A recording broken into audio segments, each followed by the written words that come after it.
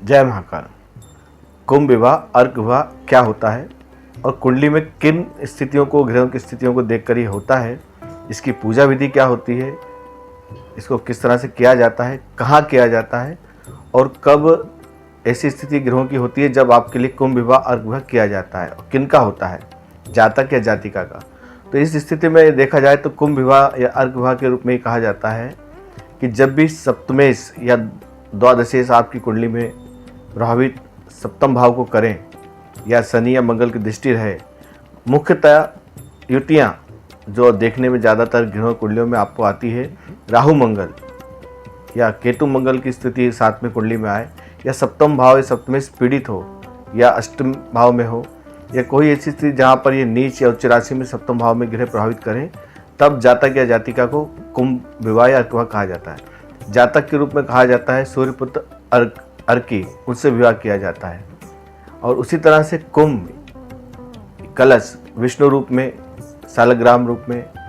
वो जब विवाह कुंभ विवाह किया जाता है। कुंभ विवाह आदि इन सब के लिए हस्त नक्षत्र जो विवाह के नक्षत्र होते हैं, साथ में शनिवार, रविवार, मंगलवार, गुरुवार, साथ में ही इसकी ये देखा जाता है कि विवाह आदि के जो भी मुहूर्त मास होते हैं उसमें भी ये श्रेष्ठ करना उपाय रहता है। अगर अपन देखें कुंभ विवाह के रूप में पूजा विधि कहाँ करना चाहिए, तो पूजा विधि के लिए सर्वश्रेष्ठ स्थान होता है नदी का किनारा हो, शिवालय हो, साथ में ही विष्णु भगवान का भी कोई मंदिर हो, नदी हो, वहाँ पर एकांत में हो। पूजन की विधि के रूप में सर्वप्रथम गणपति गौरी पूजन, षोडश मातृका पूजन, कुल देवी पूजन, अंतरपाठन, जो विवाह में जब सभी कार्य होते हैं वो होता है। साथ में ही मौली से ही अश्वत्थ, भगवान ने जिस तरह से गीता में कहा है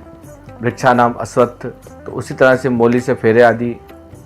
किया जाता है रक्षा सूत्र के लिए। इसी तरह से ही कलश को बाद में पूजन के रूप में, कुंभ के रूप में जब फेरे आदि होते हैं बाद में नदी में प्रवाहित किया जाता है। अर्घ पूजा में भी जब जातक की पूजा होती है तब पुरुष आदि की जब पूजा में मंगल का प्रभाव इस तरह से हो, ये स्थितियाँ कहीं ना कहीं वैधव्य, दूरी, इस तरह की बहुत सारी चीज़ें अपवाद या मतभेद आदि के रूप में आते हैं। तो उसके लिए ही जो भी श्रेष्ठ अपने ज्योतिष होते हैं वो आपको सलाह देते हैं कि आप कुंभ विवाह या अर्क विवाह अपने करवाएं। इसमें मान्यता यही होती है कि वैधव्य या दो विवाह आदि के जो दोष कुंडली में उत्पन्न होते हैं वो दूर होते हैं, और ये बिल्कुल वास्तविक सच है। ये अगर पूजा विधि से की जाए तो लगभग इसमें 3-3.5 घंटे का समय लगता है। सामग्री आदि सब मिला के 5-5.5 हज़ार के आसपास में इसमें पूजा आदि में धनराशि खर्च होती है, और पूरा विधि विधान से कराने के बाद इसका लाभ भी होता है, ये बिल्कुल निश्चित है।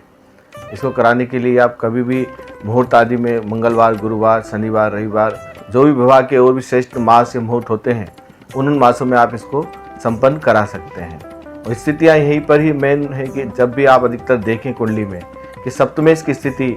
पीड़ित है या द्वादशेश से या शनि से दृष्ट हो रहा है सप्तमेश, या मंगल की युति में कहीं भी पहले के रूप में देखा जाता था कि इसको कहा जाता था चूड़ा मंगल या पगड़ी मंगल। इसमें सबसे मुख्य जिसके दुष्प्रभाव देखने में आते थे, राहु मंगल की युति मकर राशि में है या कर्क राशि में है, साथ में ही शनि मंगल की युति सप्तम भाव में है।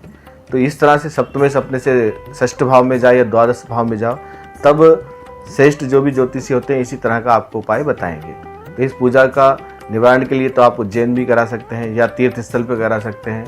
और इसकी पूजा विधि आदि सब इसी तरह से गणपति गौरी से पूजन से हवन तक संपन्न होती है। जय महाकाल।